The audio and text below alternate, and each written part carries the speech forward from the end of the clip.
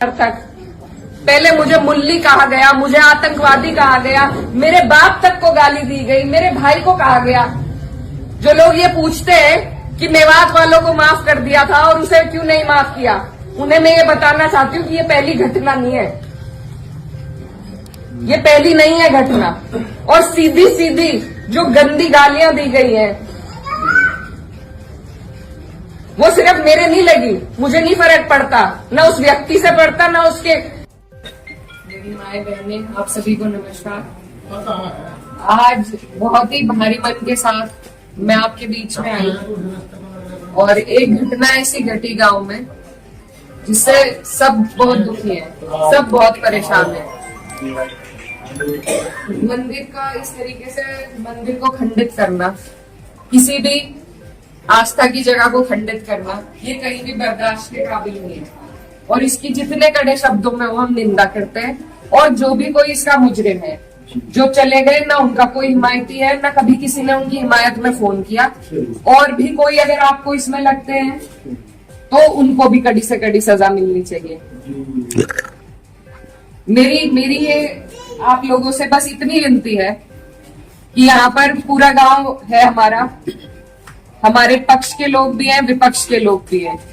एक तरीका होता है आलोचना करने का, एक तरीका होता है विरोध करने का, और विरोध से किसी को आपत्ति नहीं है। लेकिन जो जिस तरीके की भाषा का उपयोग किया गया, जो चीजें कही गई धर्म के ऊपर, बिरादरी के ऊपर, महिलाओं के चरित्र के ऊपर, क्या हम पूरे देश में ये संदेश देंगे कि ऐसा हमारा समाज है, ऐसा हमारा इलाका है? ये मेरा आप लोगों से सवाल है। मैं जब चुनाव जीती थी तो मैं इतनी खुश थी, इसलिए नहीं कि मैं जीती, इसलिए कि मुझे सर्व समाज ने, सर्व धर्म ने, सर्व जाति के लोगों ने मुझे अपना वोट दिया था। मेरे लिए उससे बड़ी उपलब्धि जीत की नहीं थी। और हर जगह आप देखेंगे, अगर मैंने कई कई बार ये बात कही कि मेरे लिए सबसे बड़ी उपलब्धि यह है कि मुझे सबने वोट दिया, सबने अपना आशीर्वाद दिया, अपनी बेटी माना, अपनी बहन माना, और आप सभी मेरी हिम्मत हो। आज अगर इस तरीके की बातें हमारे क्षेत्र से उठेंगी तो मुझे बहुत तकलीफ हुई, शर्म आई मुझे कि मेरे अपने, जो मेरे मामा हैं, नाना हैं, भाई हैं, आज उनके बीच में ऐसी बात हो रही। और ये सिर्फ मुझे गाली नहीं है, मेरे इलाके की, मेरे समाज की, मेरे इस इलाके की जितनी भी बेटियां हैं, जो मुझे ये आके कहती थी कि दीदी हम भी आपकी तरह आगे बढ़ेंगे, हम भी आगे निकलेंगे, उन सबके कदम इससे डगमगाएंगे। और मुझे ये बात बर्दाश्त नहीं। मेरे पे तरह तरह के सवाल उठाए जा रहे हैं। मैंने कभी धर्म की राजनीति नहीं करी, कभी जात बिरादरी की भी नहीं राजनीति करी। मेरे लिए सब मेरे अपने हैं। जहां जिसे मेरी जिस वक्त समस्या होगी, जिस वक्त मेरी जरूरत होगी, मैं वहां पहुंचूंगी। मेरा परिवार बहुत सालों से, लंबे अरसे से राजनीति में है, आप लोगों के आशीर्वाद से। और हमारे वहां पर बाबूजी हुकुम सिंह जी का परिवार और हमारा परिवार लगातार राजनीति में रहा। कभी वो जीते, कभी हम जीते। लेकिन मैं आज उन्हें नमन करते हुए आपको ये बताना चाहती हूँ, कभी ऐसा नहीं हुआ कि किसी ने किसी पर व्यक्तिगत टिप्पणी करी हो, किसी ने किसी को इस तरीके की ओछी बातें कही हो। तो वो एक राजनीति का स्तर था। और आज जो राजनीति का स्तर हम लेके आ रहे हैं, मेरे काम हो सकता है लोगों को पसंद ना हो, बिल्कुल 5 साल बाद मुझे आपके बीच में आना है। मैं किसी आपकी कसौटी पे खरी नहीं उतरी, मैं वोट मांगने की भी हकदार हूं और आपको देना भी नहीं चाहिए। लेकिन अगर कोई आपके इलाके से कोई लड़की अगर हौसला कर रही है, आगे बढ़ रही है, तो क्या उसे गालियां मिलनी चाहिए? क्या मैं अपने समाज की बेटी नहीं हूं? ऐसी ऐसी बातें रोज देख देख कर कि इन्होंने तो धर्म बदल लिया था, ये तो सब हमारे इतिहास का हिस्सा है। इसका जवाब मैं दे सकती हूँ या कोई और दे सकता है क्या? मुझे किसी ने कहा कि अपने पिता की तरह कभी कभी खनक आती है आवाज में, तो मैं वो बात बदल नहीं सकती। मेरे खून में शामिल है, बिरादरी भी खून में शामिल है। निकाल लो, आप निकाल लो मेरा खून।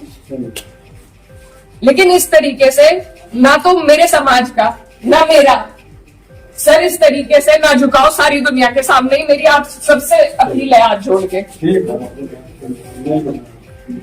मैंने कभी नहीं कहा, कभी नहीं करी मैंने धर्म की राजनीति, ना मैं करूंगी।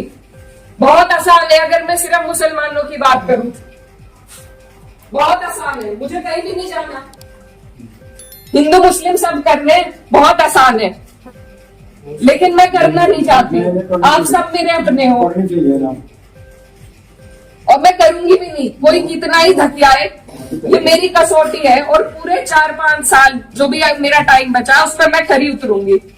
मैं कभी भी इन लोगों से दब के उस रास्ते पे नहीं चलूंगी जहां ये मुझे चलाना चाह रहे हैं।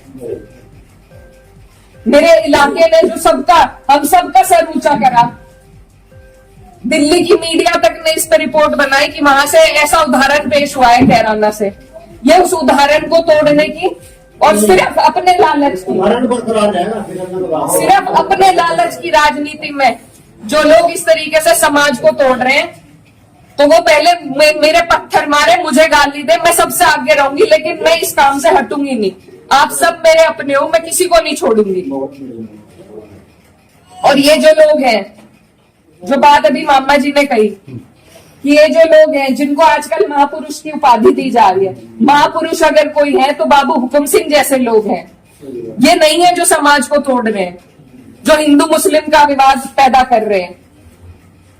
हमारा ये गांव, आसपास का जो इलाका है, सबसे पहले अपना पड़ोस होता है, बाकी चीजें बाद में होती है। और जब पड़ोस में ही इस तरह की नफरत भर दी जाएगी, बो दी जाएगी, तो बताइए हम कहाँ जाएंगे। आज मैं इस गांव में आई, मेरे पे ये भी इल्जाम लगाए गए कि 10 दिन से आई नहीं। पुलिस का हाल देखो यहाँ पर, रात से प्रशासन का मेरे पे फोन है, आप क्यों जा रही हो वहां। क्यों ना जाऊं मैं, मेरा इलाका नहीं है ये, कौन रोक देगा मुझे। लेकिन हम इसलिए नहीं आए क्योंकि खोजपुरा में 13वीं थी, उस वजह से उस सम्मान में हम राजनीति की बात करने आपके बीच में नहीं आए। लेकिन हर बात के विवाद बढ़ाना, इल्जाम लगाना, आज आपके बीच में आके धरातल के जो हालात है वो भी सामने आए। आप लोगों ने कई बातें बताई, कमेटी को लेकर बात बताई, वो सब भी जांच का विषय है। लेकिन फिलहाल जिस पे उंगली उठाई कि इस बच्चे ने ये करा, क्या वो बच्चा जेल नहीं गया? उसके गार्जियन भी गए। अगर मैंने हिमायत करी, आप मेरे 10 जुत्ते उठा के मारो। उसी दिन वो लोग जेल गए, उनके गार्जियन जेल गए। और अगर और भी कोई होता, कोई भी हो, मुस्लिम हो, मेरे परिवार का हो, मेरा सगा हो, कोई ऐसी हरकत करेगा तो उसे सजा मिलनी चाहिए और कड़ी से कड़ी सजा मिलनी चाहिए। ये प्रशासन आपके बीच में है, आप इनसे पूछ सकते हो। अगर मैंने हिमायत में किसी से भी फोन करा हो कि नहीं उन्हें छोड़ दो, वो मुसलमान है, लेकिन मुझे इतना अफसोस हुआ